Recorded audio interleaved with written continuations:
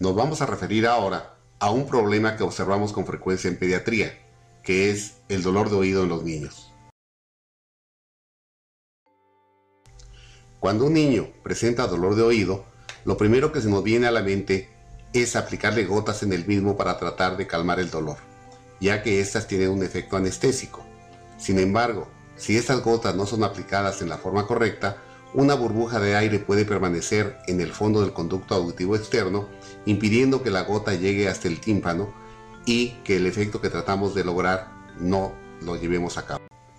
Este problema se presenta en los bebés, pero puede presentarse en todas las edades pediátricas y es un problema muy frecuente. Los bebés únicamente manifiestan llanto, inquietud o llevan su manita al oído que les molesta, siendo la causa principal una infección en la nariz, en la garganta, conocida como rinofaringitis, anginas o adenoides. La primera medida que debemos de hacer es calmar el dolor con analgésicos por la vía oral, o en su caso, si el niño está vomitando y tiene fiebre, recurrir a los supositorios. El analgésico de uso más frecuente, porque tiene efecto antiinflamatorio, es el ibuprofeno, conocido por sus nombres comerciales de Motrin, Advil, Neubuprofen, etc. La presentación puede ser en gotas o en suspensión, y las dosis, en términos generales, se recomiendan de 2 gotas por kilo de peso en los niños menores de 10 kilos o 5 mililitros de la suspensión en niños mayores, que están entre los 10 kilos en promedio. Con estos mismos criterios también podemos manejar el acetaminofén, conocido comercialmente con el nombre de Tempra o de Tylenol.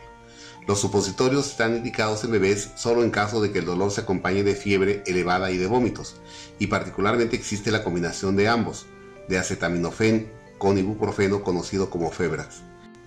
Y su indicación sería en niños que pesan por arriba de los 10 kilos.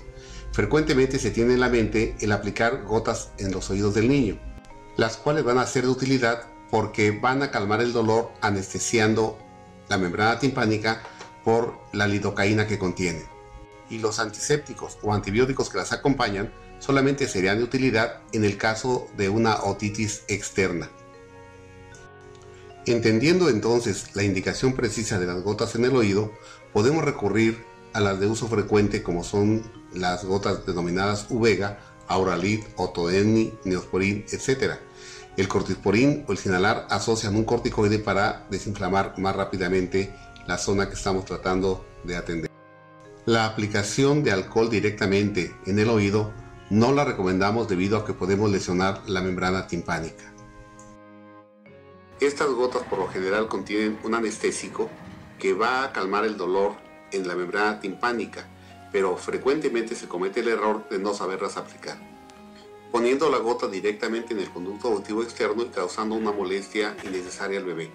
además de que no llega la gota hasta el fondo del tímpano para ejercer el efecto anestésico, ya que se forma una burbuja de aire en el fondo que impide que la gota tenga contacto directo con la membrana timpánica. Recomendamos entonces que estas gotas sean aplicadas desde la parte externa del pabellón auricular para que a la vez que se van calentando con la temperatura del cuerpo, se vayan deslizando gradual y progresivamente por las paredes del conducto auditivo externo y puedan llegar hasta el fondo del conducto, esto es, sobre la superficie del tímpano. 1, 2, 3 y va resbalando. Se ve muy clarito. Porque si las ponemos directas en el conducto, se queda una burbuja de aire en el fondo y no llega hasta el tímpano. La gota tiene que caer y resbalar por toda la pared, ¿sí? Y sirve que se va entibiando, va tomando la temperatura del cuerpo y llega hasta el fondo del tímpano. Cuando el niño presenta dolor de oído, quiere decir que hay un aumento de la presión en el oído medio que está abombando la membrana timpánica,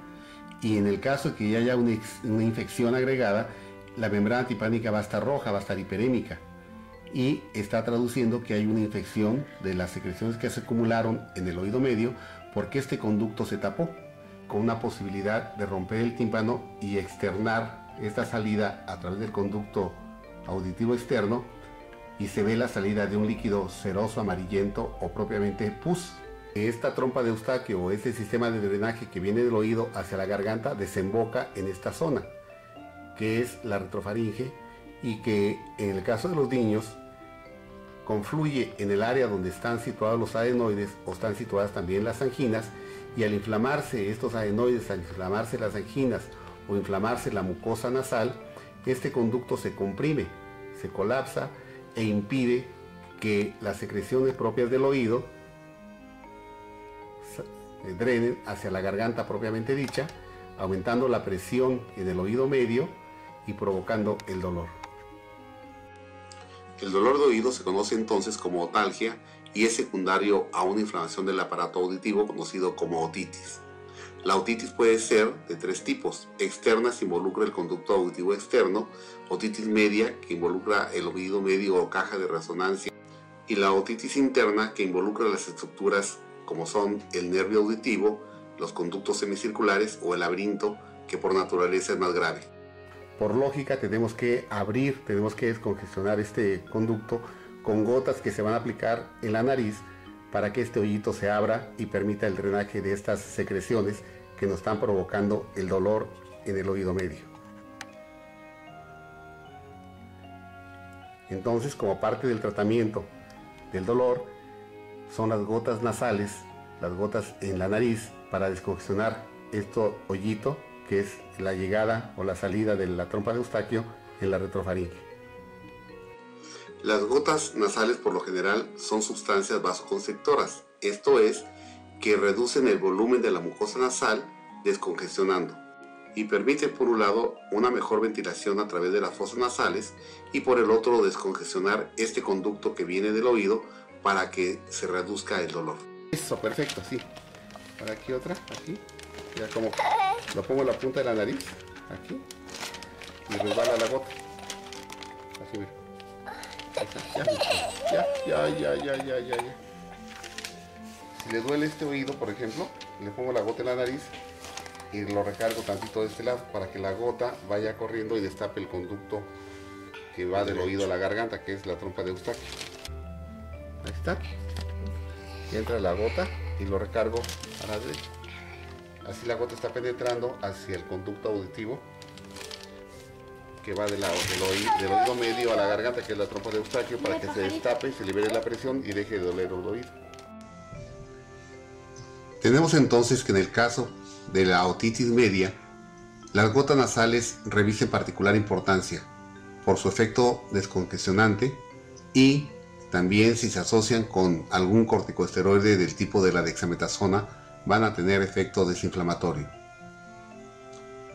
Podemos recurrir a los nombres comerciales que hay, como son el Alinasal, que incorpora la dexametasona al igual que el Sinalar nasal, el Gotinal infantil y el Iliadin infantil. Este último tiene la ventaja de presentarse todavía en gotero y que facilita la aplicación de las gotas en las fosas nasales. Recordando un poco la fisiología normal del oído, tenemos que el pabellón auricular es el que capta las ondas sonoras que están en el exterior, se transmiten por este conducto que es el conducto auditivo externo e inciden en una membrana que es el tímpano, que funciona como un tambor. Ese tambor tiene que tener aire en el espacio externo, pero también aire del otro lado para que pueda vibrar, para que pueda oscilar adecuadamente. Para que este espacio, que es el oído medio, esté libre de secreciones y pueda tener aire que transmita o que permita la transmisión de las ondas sonoras, existe un drenaje, existe un canal que va de este oído medio, que es una caja de resonancia prácticamente dicha, hacia la garganta. Es el conducto que truena cuando vamos en los automóviles en la carretera o vamos en los aviones y aumenta la presión de la atmósfera, la presión externa, y hay cierto grado de colapso de este drenaje y tenemos que deglutir, hacer trabajar a nuestros músculos de la orofaringe para que se abra, se equilibren las presiones y el tímpano pueda oscilar libremente. Maravillosamente, como esta membrana es tan delgada y recibe las ondas sonoras que son muy pequeñas, por llamarles de alguna manera, hay un sistema de huesecillos que aumentan considerablemente la magnitud de las ondas que se perciben o que impactan sobre la membrana timpánica, y por el sistema de palancas se multiplica esta fuerza y se transmite al oído interno, para que sea recibido en las terminaciones nerviosas del nervio auditivo. Finalmente, debemos de recordar que tanto la aplicación de las gotas en el oído como las gotas en las fosas nasales son medidas sintomáticas que van a ser aplicadas en el momento en el que se presente el problema y que no debemos descartar la necesidad de que sea revisado el bebé o el niño por su pediatra.